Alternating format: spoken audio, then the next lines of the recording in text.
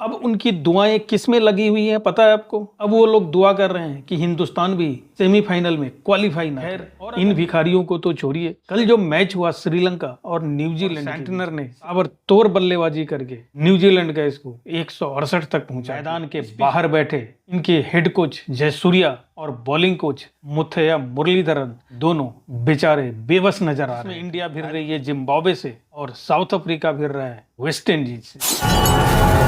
नमस्कार, मैं हूं नवीन झा और आप देखना शुरू कर चुके हैं स्पोर्ट्स अपडेट, जहां पे हम बात करते हैं सिर्फ और सिर्फ क्रिकेट की। दोस्तों, कल पूरे पाकिस्तान के लोग दुआएं कर रहे थे श्रीलंका किसी न किसी तरह से न्यूजीलैंड को हरा दे ताकि पाकिस्तान की संभावना बनी रहे सेमीफाइनल में जाके, लेकिन अल्लाह ने उनकी सुनी नहीं और श्रीलंका बुरी तरह से पराजित हो गया। अब उनकी दुआएं किस में लगी हुई हैं पता है आपको? अब वो लोग दुआ कर रहे हैं कि हिंदुस्तान भी सेमीफाइनल में क्वालिफाई ना करे, और अगर हिंदुस्तान क्वालिफाई कर जाता है सेमीफाइनल में, फिर वो दुआएं मांगने लगेंगे ये फाइनल में ना पहुंचे, और फाइनल में पहुंच के अगर जीत जाती है फिर ये अपने आप को ही जलील करते रहेंगे। इनका सेटिस्फेक्शन लेवल देखिए क्या है। इनकी जो सुई है वो भारत के इर्द गिर्द ही घूमती रहती है। खैर, इन भिखारियों को तो छोड़िए, कल जो मैच हुआ श्रीलंका और न्यूजीलैंड के बीच में, श्रीलंका का खेल इतना शर्मनाक हुआ जैसे भारत ने खेला था दक्षिण अफ्रीका के खिलाफ होम ग्राउंड पे। ये दोनों होस्ट को क्या हो गया है, स्ट्रॉन्ग टीम के सामने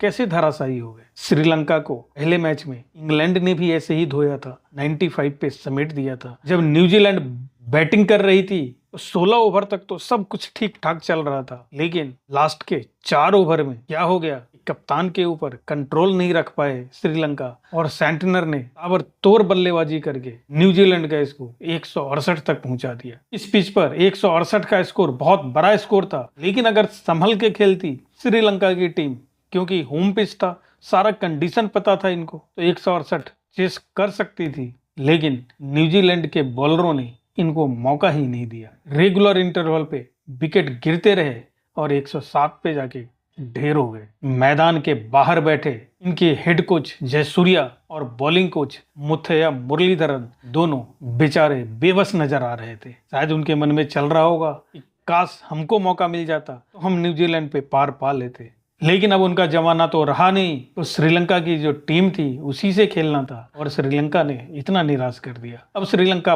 बाहर हो चुकी है वर्ल्ड कप से, क्योंकि उसके 2 मैच में 0 पॉइंट हो गए हैं। इंग्लैंड 4 पॉइंट लेके क्वालिफाई कर चुकी है। अब न्यूजीलैंड और पाकिस्तान की बारी है। पाकिस्तान के चांस तो 1% रह गया है, क्योंकि अब अगर ऐसा होता है कि न्यूजीलैंड इंग्लैंड से हार जाए और पाकिस्तान श्रीलंका को हरा दे, तो फिर दोनों टीमों के 3-3 पॉइंट हो जाएंगे, न्यूजीलैंड के और पाकिस्तान के। फिर रन रेट देखा जाएगा कि किसका रन रेट ज्यादा है, फिर वो क्वालिफाई करेगा। ऐसी अनहोनी तो शायद ही कभी कभी होती है, तो इसलिए पाकिस्तान के चांस तो ना के बराबर है, 1% मान लीजिए।